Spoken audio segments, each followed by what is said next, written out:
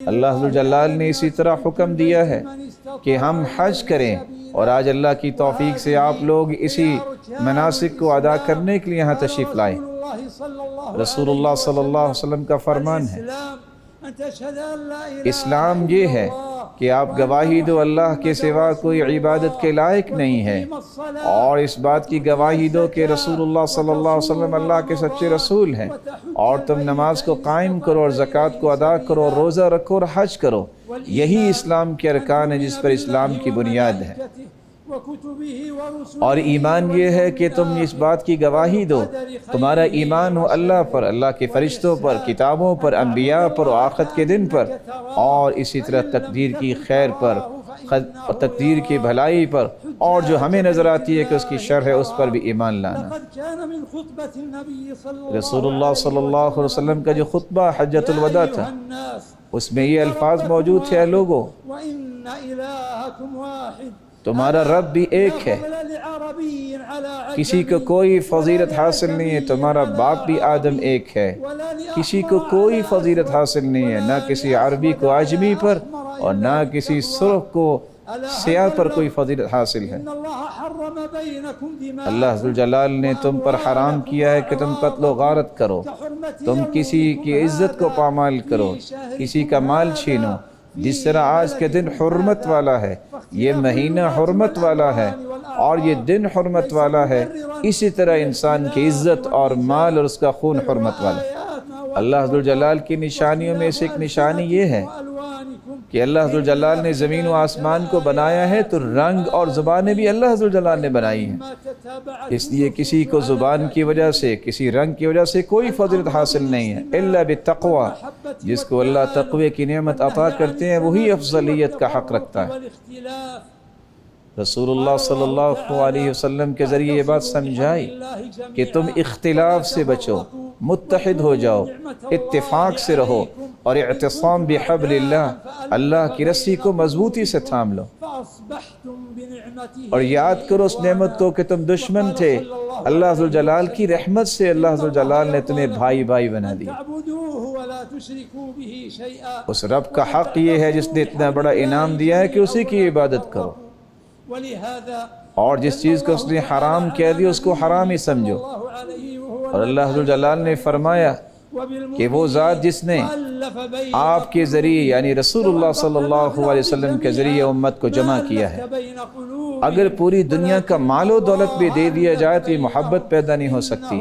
یہ اس رب کا احسان ہے کہ مسلمانوں کے درمیان محبت اور الفت کو پیدا کیا۔ اور ساتھ ہی اللہ ذو الجلال نے فرمایا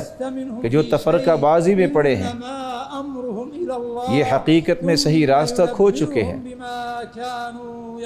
اور اللہ ذو الجلال جانتے ہیں جو وہ اعمال کر رہے ہیں، اور قیامت کے دن اللہ تعالیٰ اس بات کی خبر بھی دیں گے کہ تم دنیا میں کیا کچھ کرتے رہے، اور جن لوگوں نے اختلاف کیا اور تفرقے بازی میں پڑ گئے ان کے لیے اللہ ذو الجلال فرماتے ہیں ان کے لیے دردناک عذاب ہے۔ اور یہ وہ بات ہے جس سے انسان کا دین بھی سدھرتا ہے اور دنیا بھی سدھرتی ہے، جب وہ انسان اتحاد اور تعاون اور اتفاق کے ساتھ زندگی گزارتا ہے۔ اور اسی وجہ سے باطل جو ہے اس کے ساتھ ٹکرانے کے لوگ تیار ہوتے ہیں، حق غالب ہی ایسے ہوتا ہے جب مسلمان آپس میں متحد ہو کے زندگی گزارتے ہیں۔ لیکن جب انسانیت کے اندر خواہشات آ جاتی ہیں اور پھر وہ تفرقے بازی کی طرف جاتے ہیں، اور حسد اور بغض اور کینہ انسانوں کے دلوں میں آ جاتا ہے تو انسانوں کی قوت جو ہے وہ پارا پارا ہو جاتی ہے۔ یہی وجہ ہے کہ پھر اطاعت کے اندر وہ بڑے کمزور ہو جاتے ہیں۔ رسول اللہ صلی اللہ علیہ وسلم نے اس لیے تو رغبت دلائی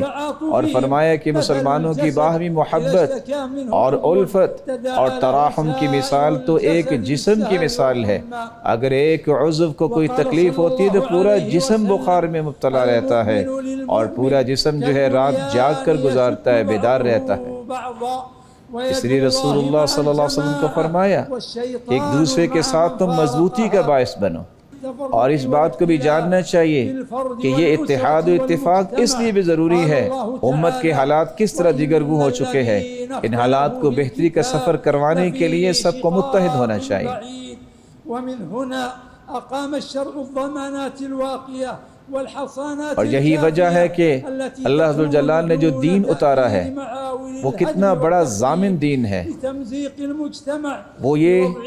تعلیمات عام کرتا ہے کہ کسی بھی انسان کی عزت، اس کا مال اور اسی طرح اس کی جان کی حفاظت رہے. یہ ضمانت اس وقت تک ممکن نہیں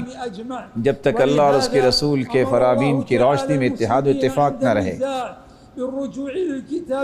اور یہ اتحاد و اتفاق اس وقت تک ممکن نہیں ہو سکتا جب تک ہم اللہ کی کتاب کی طرف رجوع نہیں کرتے اور اللہ کے رسول کی طرف رجوع نہیں کرتے. رسول اللہ صلی اللہ علیہ وسلم پر اس لیے قرآن اترا اور اس میں یہ بات بیان کی گئی فَإِن تَنَازَعْتُمْ فِي شَيْءٍ فَرُدُّوهُ إِلَى اللَّهِ وَالرَّسُولِ. اگر کوئی جھگڑا ہو بھی جائے، کسی چیز میں تنازع ہو جائے، تو اس کا صحیح حل یہ ہے کہ اس بات کو اللہ اور اس کے رسول کی طرف لوٹا دو. یہی انجام کے اعتبار سے اچھی بات ہے.